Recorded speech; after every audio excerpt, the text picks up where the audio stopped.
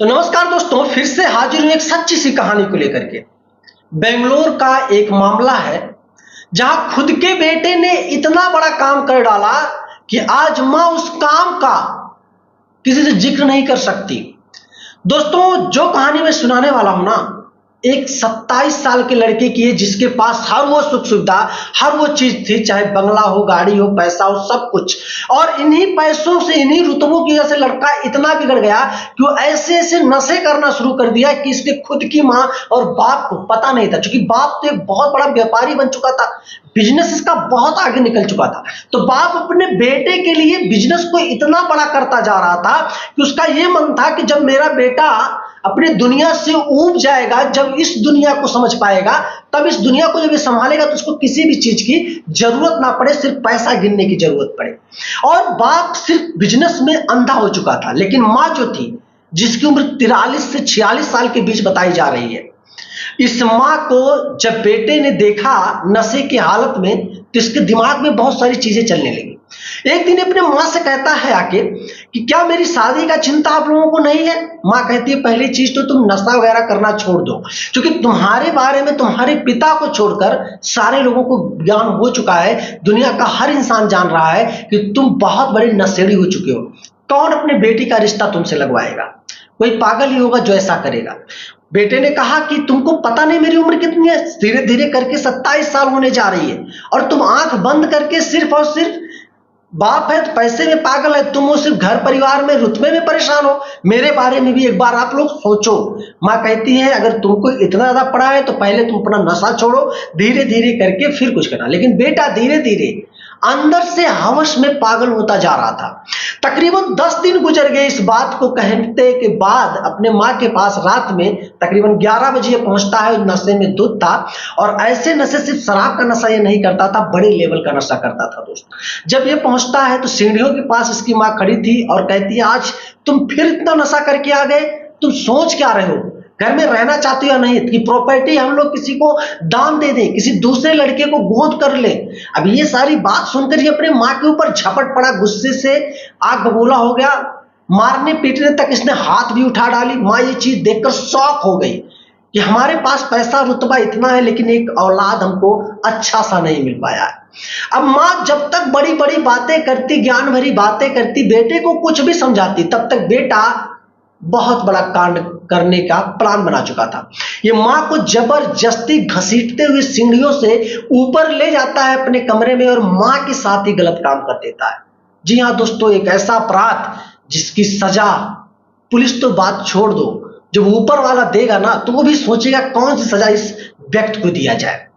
अब मां कई बार कहने की कोशिश करती है, तू पागल हो चुका है, अंधा हो चुका है, तेरे पास इतना दिमाग नहीं है। मैं तेरी मां हूं, मुझे छोड़ दे, मैं कल ही व्यवस्था कर दूंगी तेरी शादी का, कुछ भी कर दूंगी, तू एकदम रिलैक्स हो, तू परेशान मत हो। लेकिन बेटा एक ना सुना और उसने घटना को अंजाम दे दिया। दोस्त, मां के साथ उसने गलत काम कर दिया। अब ये काम करने के बाद आधे घंटे तक कमरे में रहा, मां के ऊपर फिर जोर जबरदस्ती डांट फटकार किया, और फिर अपना गाड़ी निकालता है और 9-2-11 घर से हो जाता है। मां करीब 2 घंटे तक रोती रही, चीखती रही। इसका बाप दूसरे दिन जब सुबह में दूसरे शहर से 10 से 11 बजे ये लौटता है, तब अपनी पत्नी का ये हालत देखकर परेशान हो जाता है कि आखिर क्या हुआ, किस चीज की कमी है। चुड़ैलों जैसी इसने अपनी हालत बना रखी होगी, ऐसा लगता है पूरी रात इसने रोया। अब उस लड़के की मां, उस व्यक्ति की पत्नी बैठती है, और बैठने के बाद सोचती है। अब उसका बाप ये पूछने की कोशिश करता है कि आखिर तुमको हुआ क्या है?